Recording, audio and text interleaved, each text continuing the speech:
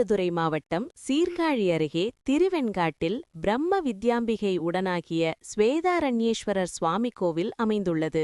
இக்கோயிலில் தனிச்சன்னதியில் அகோரமூர்த்தி சுவாமி, புதன் பகவான் அருள்பாலித்து வருகின்றனர். காசிக்கு இணையான 6 ஸ்தலங்களில் இக்கோவில் முதன்மையான தலமாக விளங்குகிறது.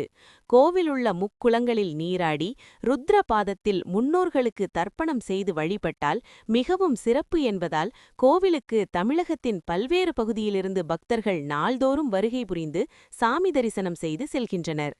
இக்கோயிலில் கடந்த வாரம் இந்திர விழா கொடியேற்றத்துடன் தொடங்கி நடைபெற்று வருகிறது. விழாவின் முக்கிய நிகழ்வாக திருக்கல்யாண உற்சவம் இன்று இரவு நடைபெற்றது. முன்னதாக பக்தர்கள் சீர்வரிசை எடுத்துக்கொண்டு ஊர்வலமாக கோவிலை வந்தடைந்தனர்.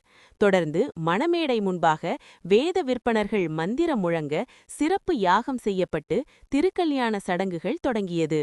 பின்னர் திருமாங்கல்யம் அணிவித்து சிவாச்சாரியார் திருக்கல்யாணத்தை நடத்தி வைத்தார். இதில் திரளான பக்தர்கள் பங்கேற்று சுவாமி தரிசனம் செய்தனர். தொடர்ந்து புஷ்ப அலங்காரத்தில் சுவாமி அம்மன் வீதி உலா நடைபெற்றது.